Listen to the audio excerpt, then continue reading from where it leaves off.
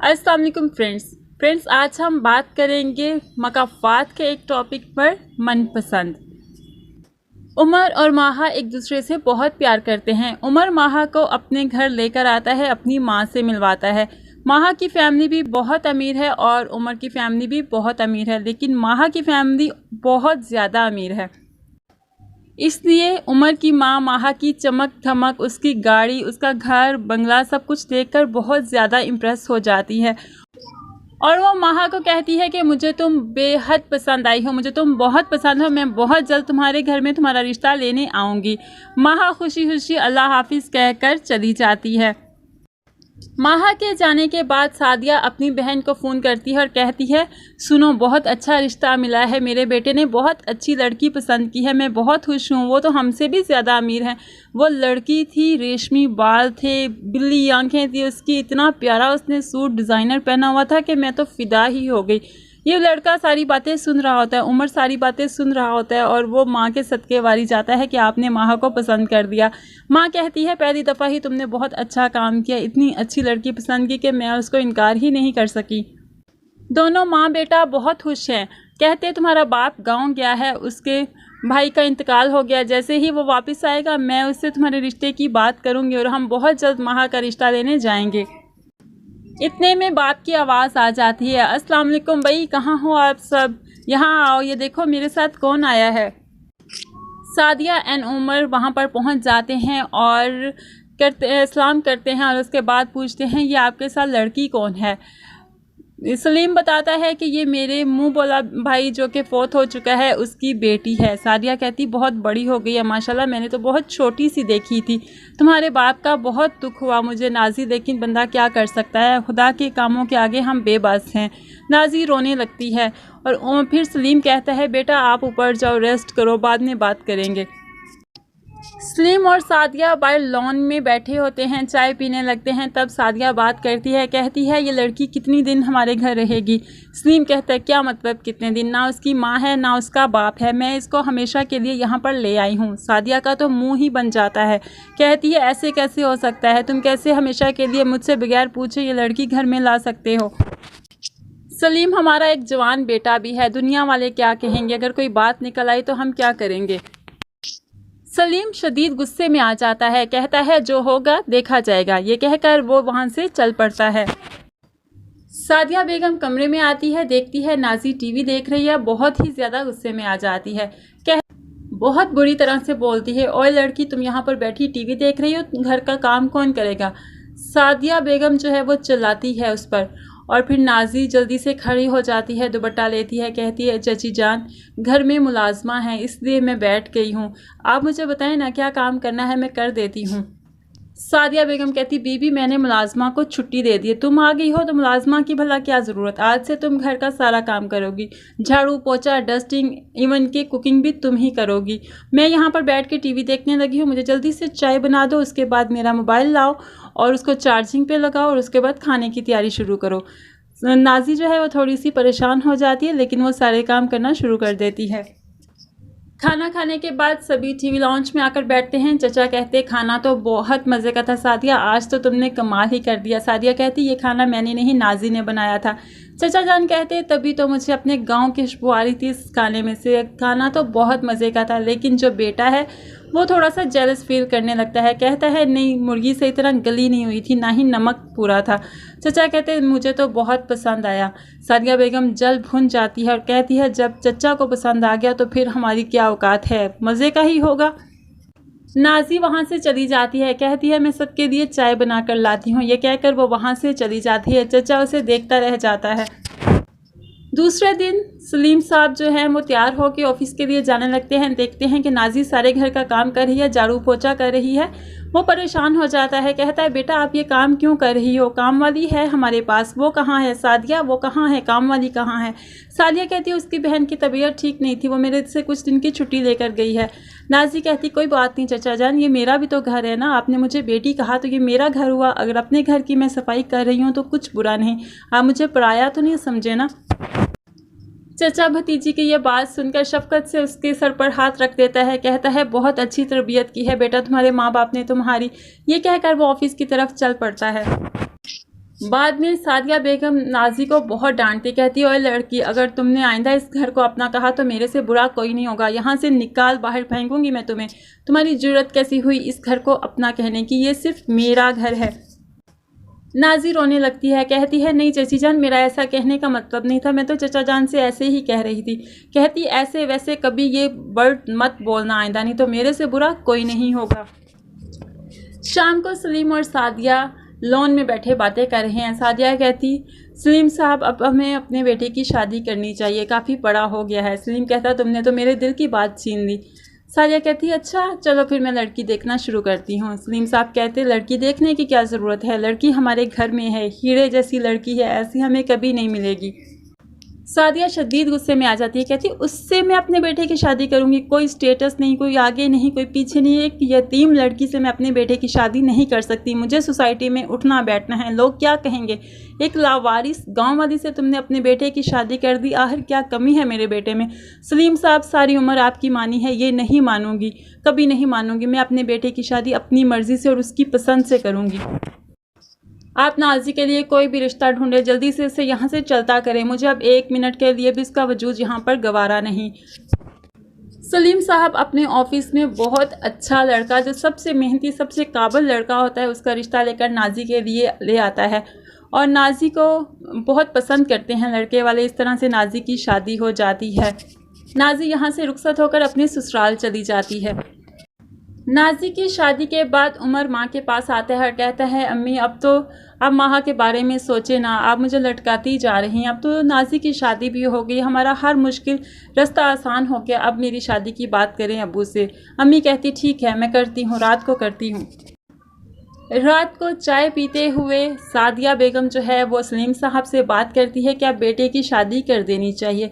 सलीम साहब कहते हैं ठीक है कुछ लड़कियां देख लो फिर हम जाएंगे उनके घर। कहती नहीं आपके बेटे ने पसंद कर ली है और मैं भी उससे मिल चुकी हूँ। सलीम साहब कहते हैं अच्छा जब सब कुछ फाइनल हो गया फिर मुझे बताने की क्या ज़रूरत है, हम लोग चले जाएंगे उधर। कहती नहीं आप खुशी से उधर जाएं, आप जब गाँव थे तब मैंने देखी थी, आप खुशी खुशी इकरार करें। सलीम साहब कहता है आपकी खुशी में ही मेरी खुशी है, चलेंगे कल उनकी तरफ। आखिर उमर की शादी माहा से हो जाती है। पहली ही रात हम देखते हैं माहा काका इंतज़ार करती है कमरे में। जब उमर कमरे में आता है तो कहती कहाँ थे तुम इतनी देर में, कितनी देर से तुम्हारा इंतज़ार कर रही हूँ।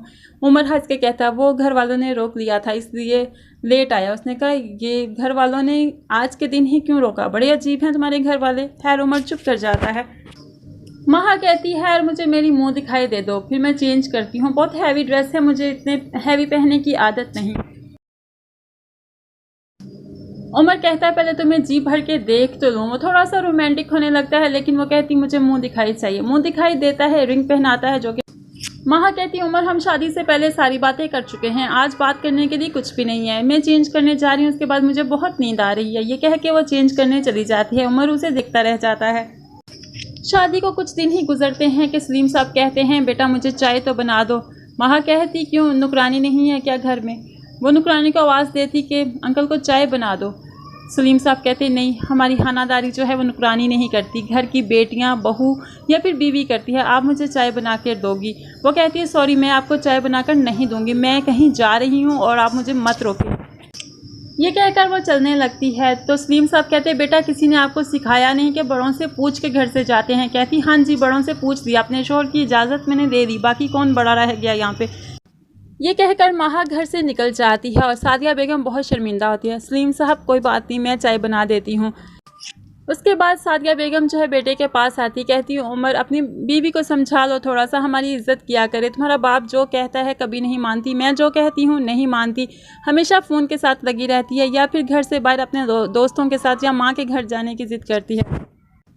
ये सब कुछ माहा सुन लेती है और बाद में वो जब देखती है अपनी सास की तरफ तो सास कमरे से चली जाती है। माहा उमर से लड़ने लगती है कि तुम मेरे खिलाफ बातें सुन रहे थे। उमर कहता नहीं अम्मी को तो आदत है बस बोलने की, तुम चुप रहो, मैंने किसी बात पे गौर नहीं किया, मैं तुमसे माफ़ी मांगता हूँ। माहा कहती चलो फिर मेरे लिए अच्छी सी कॉफ़ी बना कर लाओ। कहता ओके मेरी जान। वो ये कहकर कॉफ़ी बनाने चला जाता है। उमर कॉफ़ी बना रहा है कि माँ वहाँ पर आ जाती है। बेटा तुम यहाँ पर क्या कर रहे हो। अम्मी जान कॉफ़ी बना रहा हूँ, मेरा दिल चाह रहा था, लेकिन तुम तो कॉफ़ी नहीं पीते चाय पीते हैं। अम्मी जान ये आपका कोई मसला है, मैं चाय पीऊँ या कॉफ़ी पीऊँ, आप हर बात में मत बोला करें। ये कहकर गुस्से से चला जाता है। माँ देखती रह जाती है। माँ को अब एहसास हो चुका है कि उससे गलती हुई है, वो खरे और खोटे की पहचान नहीं कर सके। वो सलीम साहब से कहती है मुझे माफ़ कर देना, मैंने आपकी ये ही बात नहीं मानी तो इसी बात में ही कितना ज़्यादा नुकसान हुआ, मुझे नाजी को ही बहू बना लेना चाहिए था, वो बहुत अच्छी बेटी है। सलीम साहब भी बहुत परेशान है। कहती सादिया बेगम जो होना था वो हो गया, तब तो तुम हवाओं में उड़ रही थी, मेरी कोई बात नहीं सुन रही थी, अब क्या हो सकता है।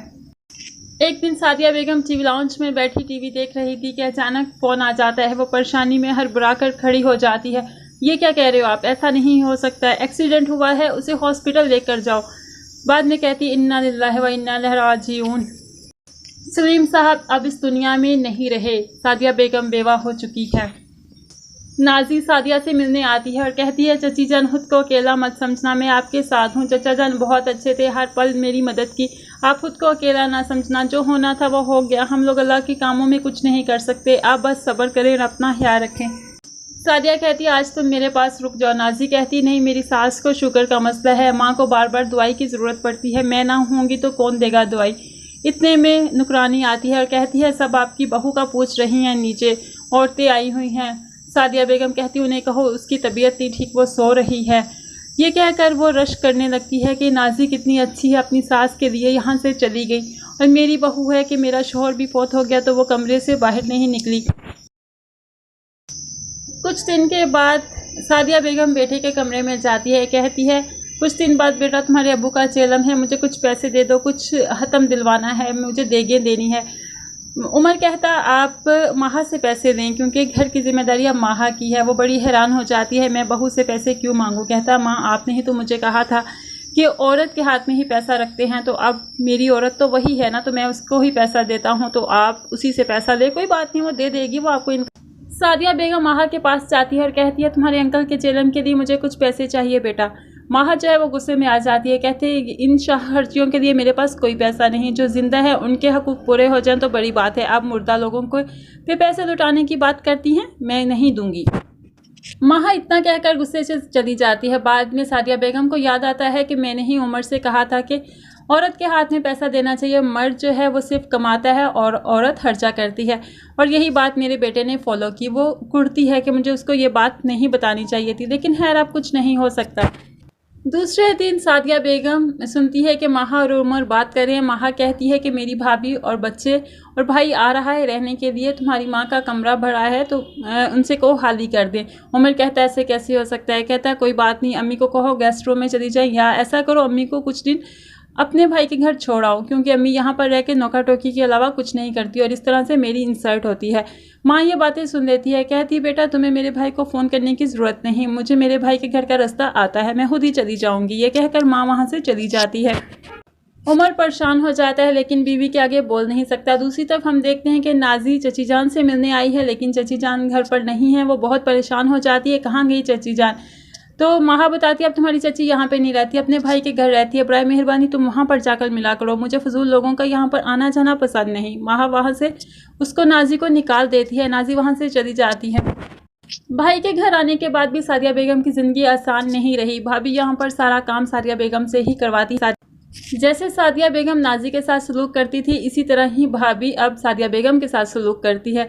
इतने में बेल होती है कि नाजी आती है, कहती है मुझे चची जान से मिलना है। कहती लो जी अब रिश्तेदार भी आने लगेंगे, जाओ जाके मिल लो अपनी चची जान से।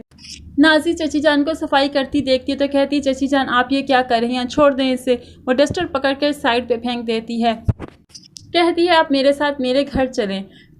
चची जान बताती कि मेरे बेटे ने मुझे घर से निकाल दिया है। भाभी कहती हाँ हाँ, जब बेटे ने घर से निकाल दिया है तो भाई पर बोझ बनने आ गई है, अजीब लोग हैं। नाजी को बहुत बुरा लगता है। नाजी कहती मैं अपनी चची जान को यहाँ से लेकर जा रही हूँ। भाभी कहती शौक से ले जाओ और जल्दी से ले जाओ। नाजी कहती चलिए चची जान मेरे साथ चलिए, मैं भी तो आपकी बेटी हूँ ना, मेरे दिल में और मेरे घर में आपके लिए बहुत ज़्यादा जगह है। चची जान माफ़ी मांगती है, कहती बेटा आपके साथ मैंने बुरा किया, मेरे साथ बुरा हो गया। कहती नाजी हाथ पकड़ लेती है, कहती चची जान ऐसे तो मत कहें, आपने मुझे तब सहारा दिया जब मेरे आसपास कोई नहीं था, घर दिया, छत दिया, उसके बाद अच्छा रिश्ता दिया, और उसी घर में मैं आपको लेके जा रही हूँ जिस घर में आपने मुझे भेजा था। इतने अच्छे घर में आप मेरे साथ चलिए, आपको सारी ज़िंदगी बेटी की कमी महसूस नहीं होने दूँगी। दोनों एक दूसरे के गले लगकर बहुत ज़्यादा रोती हैं। फ्रेंड्स आपको ये स्टोरी कैसी लगी मुझे ज़रूर कमेंट्स में बताइएगा। मज़ीद स्टोरीज़ देखने के लिए मेरे चैनल को ज़रूर सब्सक्राइब कर लें। अल्लाह हाफिज़।